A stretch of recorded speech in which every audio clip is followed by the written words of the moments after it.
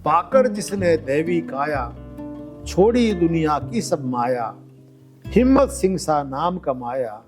मित्रों, आपको जैसा कि ज्ञात ही है कि गुरुदेव के अपना शरीर पूरा करने के पश्चात हम अलग अलग व्यक्तित्वों से, अलग अलग विभूतियों से मिलने का पूरा प्रयास कर रहे हैं ताकि डॉक्टर हिम्मत सिंह सिन्हा जी के व्यक्तित्व के बहुत सारे जो आयाम हैं उनमें से कुछ कुछ आयामों को हम फिर से छू सकें, पकड़ सकें, उन्हें व्याख्यायित कर सकें, उन्हें रेखांकित कर सकें। और इस तरह से जो हमारी ये सद यात्रा है, हमें तो लगता है कि जैसे एक सत्संग के जैसी है। इस बहाने से गुरुदेव की बात हो जाती है, उनकी बातों का फिर से स्मरण हो आता है और वो बातें समझ में आती हैं कि जो सदा को हमें अपने जीवन में धारण करनी है, वो जो उनके पूरे जीवन का सार रहा है।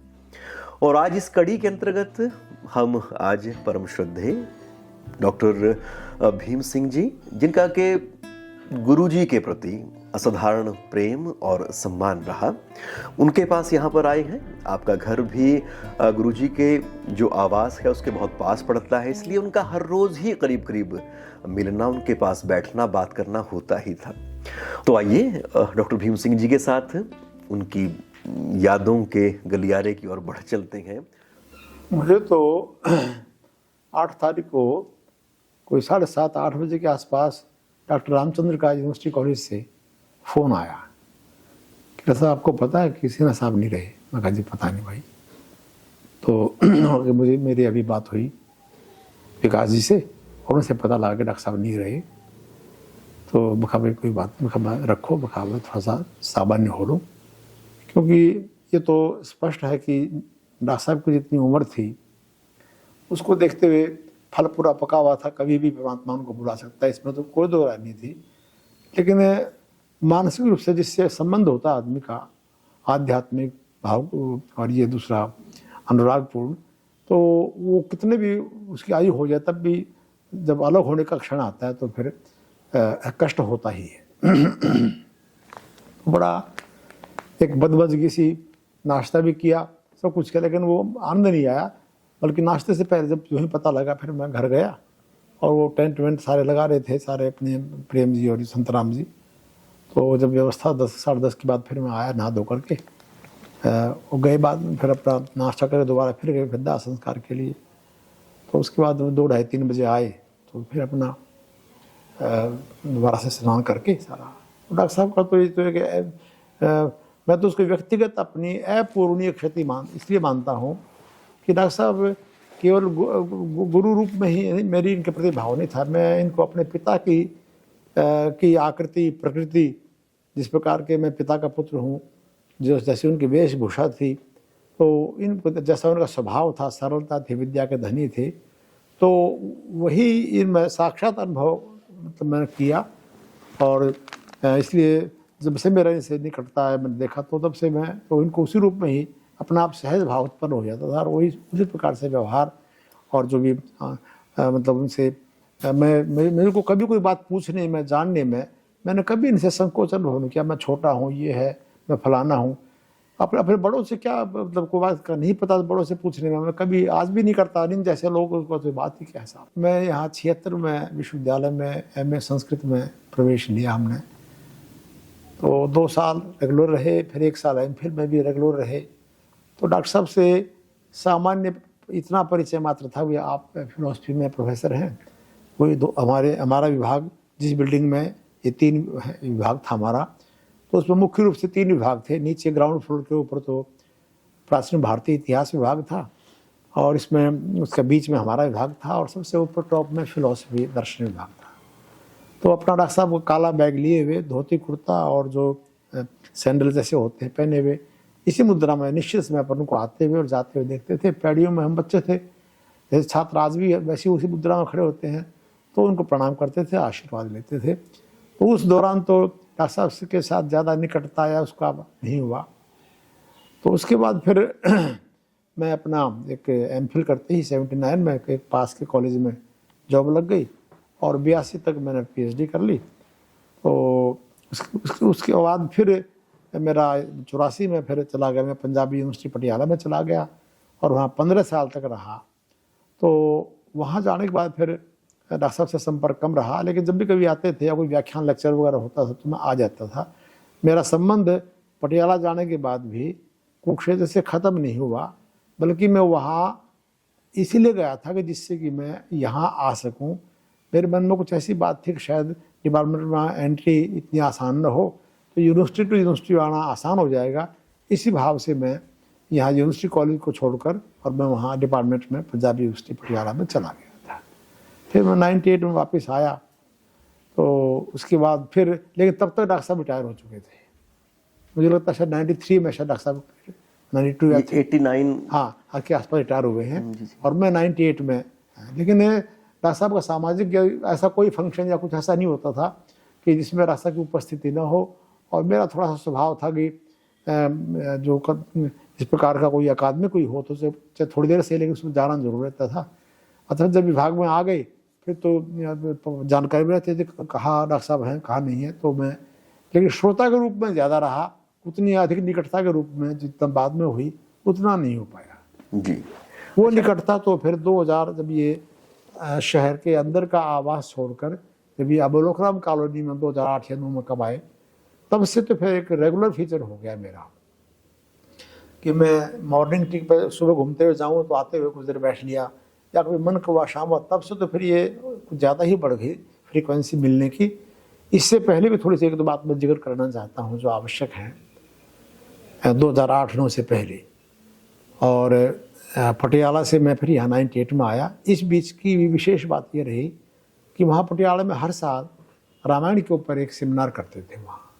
ख़ासतौर से ये जो यूके बेस्ड जो हमारे दलित भाई हैं जो वाल्मीकि जी को अपना आराध्य देव मानते हैं, तो वो वही उसको स्पॉन्सर करते थे और जिम्मेदारी वहाँ संस्कृत विभाग के ऊपर आती थी यूनिवर्सिटी की तरफ से कि आप इसको ऑर्गेनाइज करें। तो क्योंकि मैं 15 साल रहा था, वहाँ के जो प्रोफेसर हेड थे डॉक्टर इंद्रमोहन सिंह, मेरे सगे भाई जैसे ही थे, बड़े भाई थे मेरे से, लेकिन सगे से भी ज़्यादा पेट, एक माँ के पेट से तो जन्म नहीं लिया, लेकिन सगे भाई से भी अधिक उनसे प्यार स्नेह मिला। अब आज तो खैर वो नहीं है, टाइमली उनकी डेथ हो गई ब्रेन हेमरेज होकर के। तो वो जब सेमिनार करते थे तो मैं उन सेमिनारों में 3 बार कम से कम मुझे ध्यान है, मैं डॉक्टर साहब को यहाँ से रामायण के मुख्य वक्ता के रूप में यहाँ से डॉक्टर साहब को मैं ले गया वहाँ पटियाला। और इनका जो लेक्चर था रामायण के ऊपर अलग अलग पक्षों पर, वो बहुत ही अप्रिशिएट किया गया। वहाँ सब लोगों ने बहुत सराहा डॉक्टर साहब को। वहाँ भी बड़े पॉपुलर हो गए थे भाई सिन्हा साहब उस यूनिवर्सिटी में, या जो श्रोता जो इसके वाल्मीकि जी के जो इनके भक्त थे, तो वो रामायण के इन प्रसंगों को लेकर के वो सभी डॉक्टर साहब के उपासक हो गए सारे वहाँ। ये विशेष बात रही वहाँ जी। अच्छा, तो आप अगर डॉक्टर सिन्हा के बहुत सारे आयाम हैं जिनको आपने बाद में महसूस किया, हाँ, और जैसे जैसे आपकी परिपक्वता बढ़ती रही वैसे वैसे उनको अनुभव आप और गहरे स्तर तक करते चले गए। जी जी। तो वो कौन कौन से ऐसे आयाम हैं जिन्होंने आपको एक तरह से मोह के रख लिया, बांध के रख दिया? डॉक्टर साहब के पास कोई भी सहायता के लिए जाए, डॉक्टर साहब उसके लिए हमेशा उपलब्ध रहे।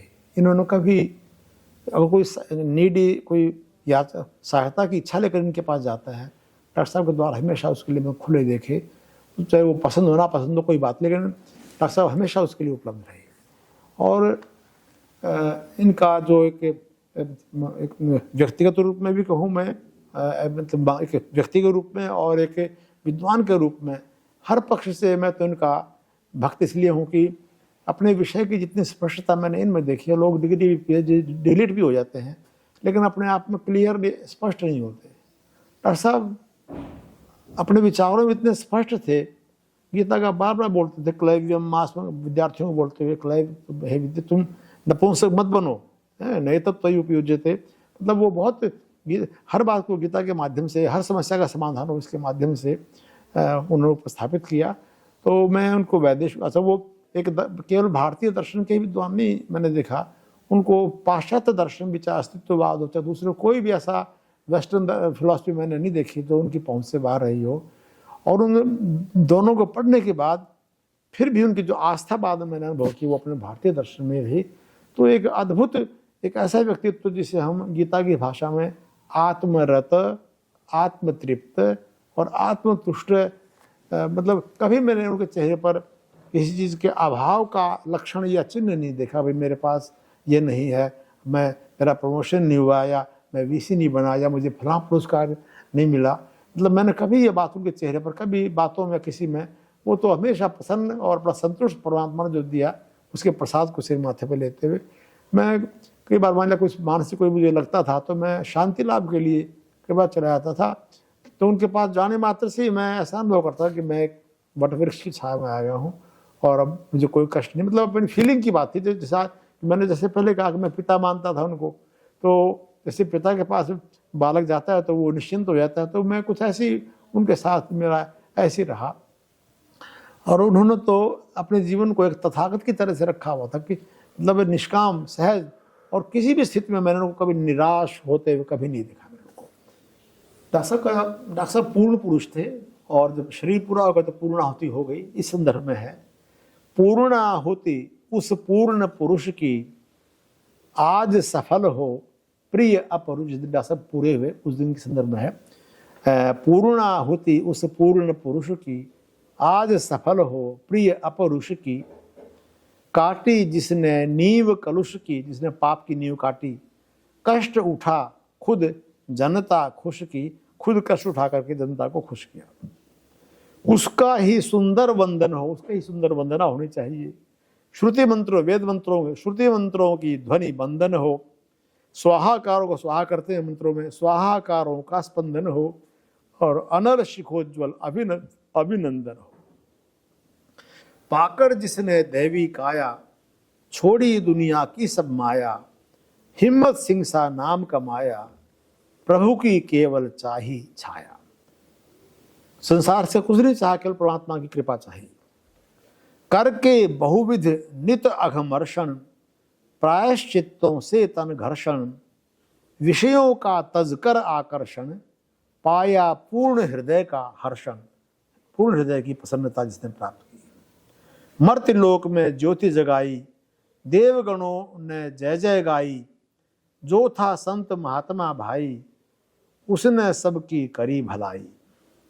मानवता का पूज्य पुजारी, सुख देता था सबको भारी, कहाँ यहाँ वैसा उपकारी, सोच रही है जनता सारी।